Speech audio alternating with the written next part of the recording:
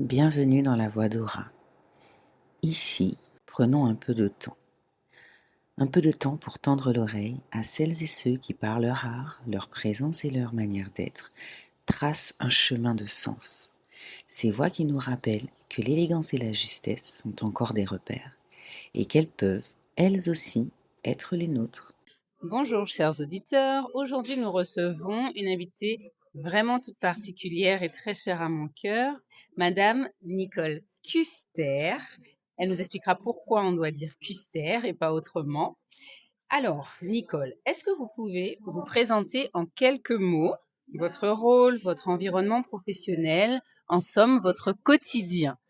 Eh bien, je suis alsacienne et c'est pour ça qu'il faut dire Custer, puisque ça doit se prononcer comme ça s'écrit, tout bonnement. Et mon environnement professionnel, eh bien, c'est la musique.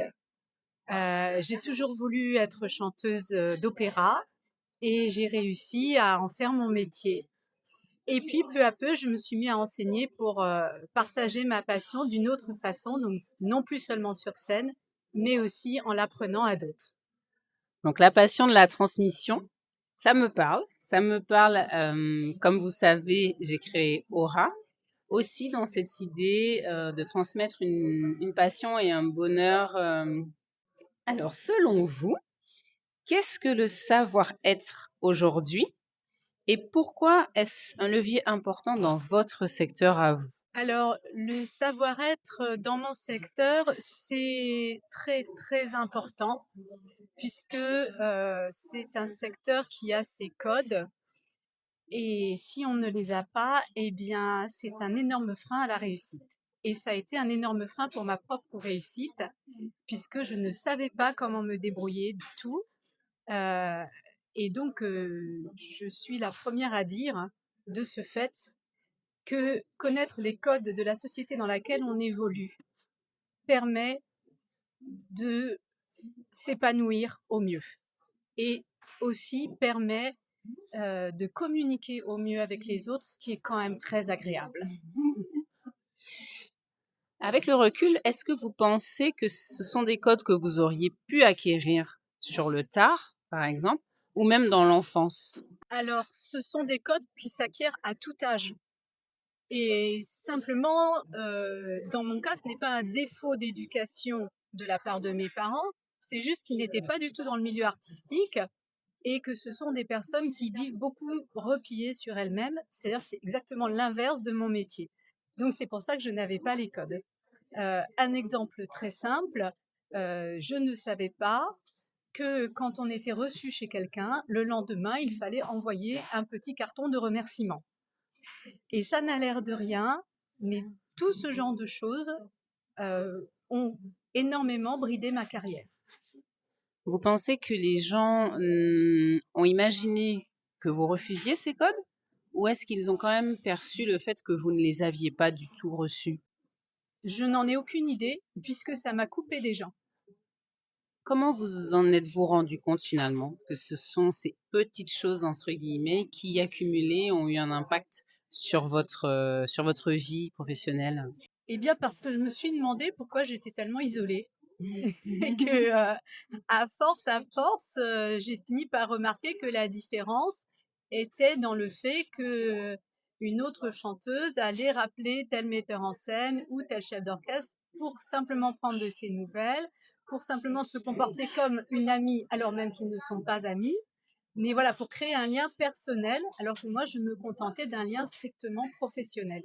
Donc finalement, au-delà de la communication immédiate, il y a, semble-t-il, dans certains contextes, des comportements à adopter, des comportements implicites qui sont attendus avant, pendant et après les rencontres pour créer ce lien.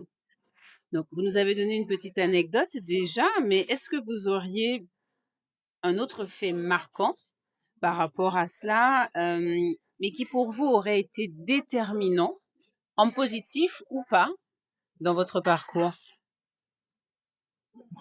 Euh, Déterminant. Alors oui, j'ai un exemple pour le coup. C'est quand je suis rentrée au Conservatoire de Paris. j'ai eu en même temps cette année-là une proposition d'intégrer une troupe pour un spectacle lyrique qui était très intéressant, mais cela me forçait à demander un an de congé alors que je venais juste d'entrer au conservatoire. Et j'ai appris qu'on pouvait demander cette année de congé et là j'ai fait une erreur monumentale. C'est-à-dire que non seulement je ne me suis pas dit attends, tu es première année, ton professeur te connaît pas encore, mais en plus j'ai fait ma demande par téléphone. Au lieu d'attendre d'avoir mon premier cours et de demander à mon professeur si c'était une chose qui se faisait, comment est-ce qu'on pourrait l'envisager ensemble. Et du coup, ça a été, je me suis vraiment pris une porte en pleine figure et ça a durablement impacté ma relation avec mon professeur de chant. Ce qui, comme on peut s'en douter, pour une chanteuse qui vient de rentrer au Conservatoire de Paris, ben, c'est un vrai problème. Donc, on peut résumer un petit peu cette mésaventure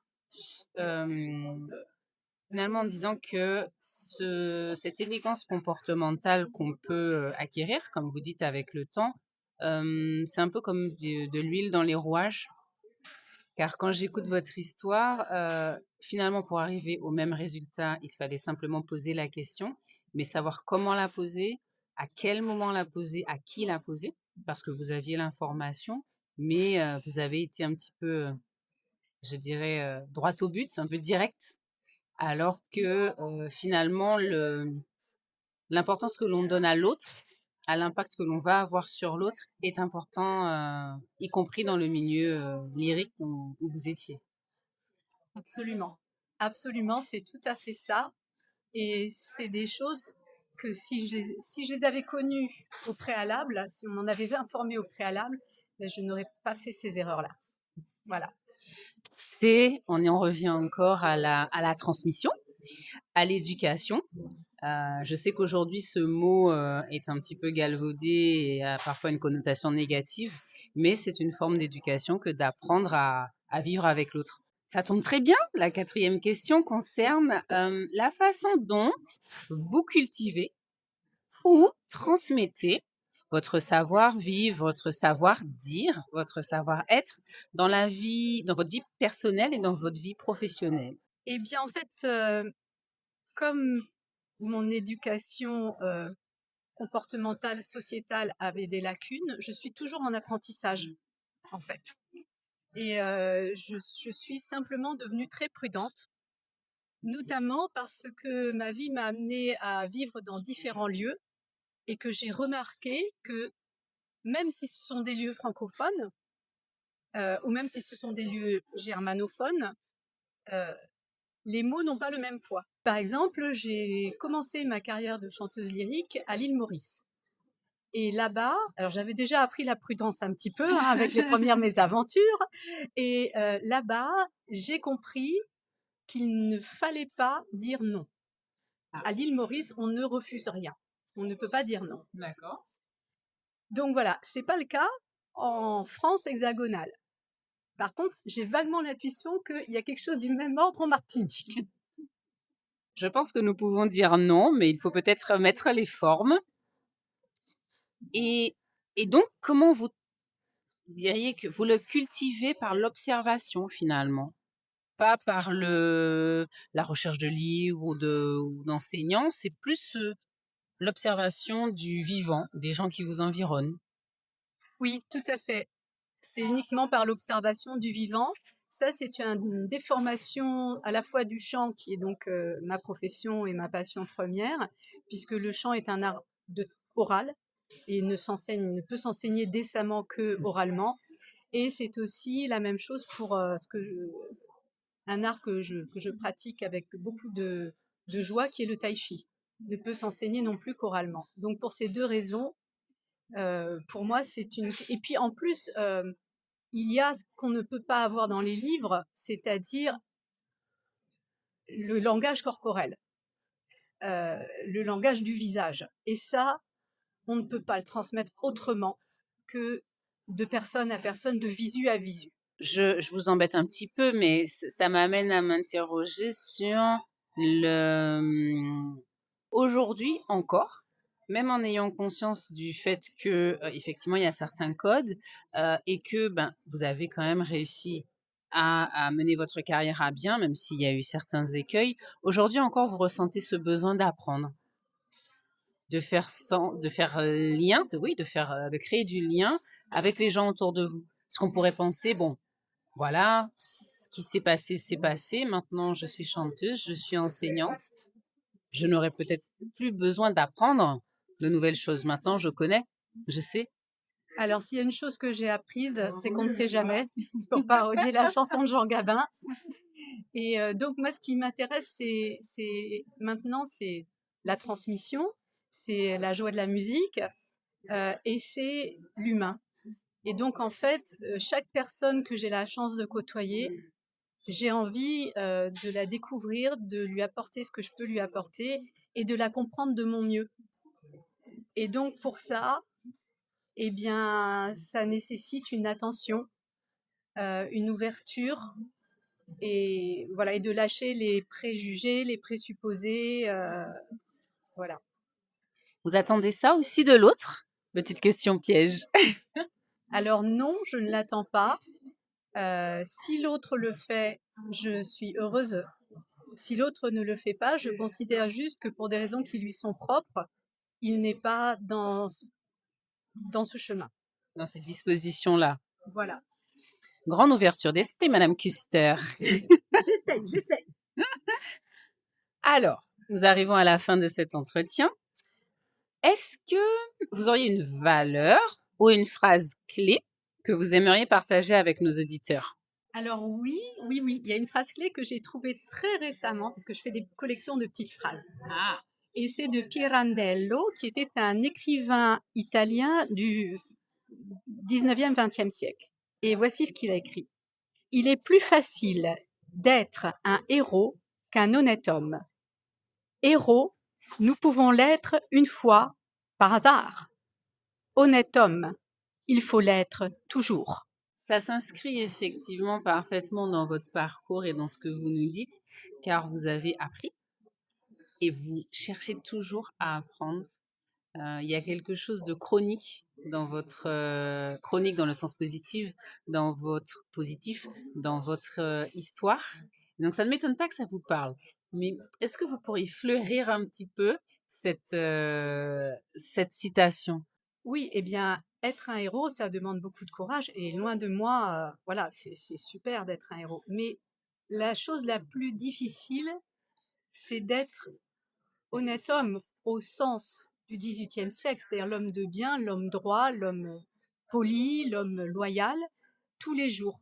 Donc c'est la constance, effectivement, comme vous le dites, qui requiert le plus d'entraînement. Et c'est vraiment tous les jours où il faut remettre, comme le dit Ronsard, 100 fois sur le métier, remettez votre ouvrage.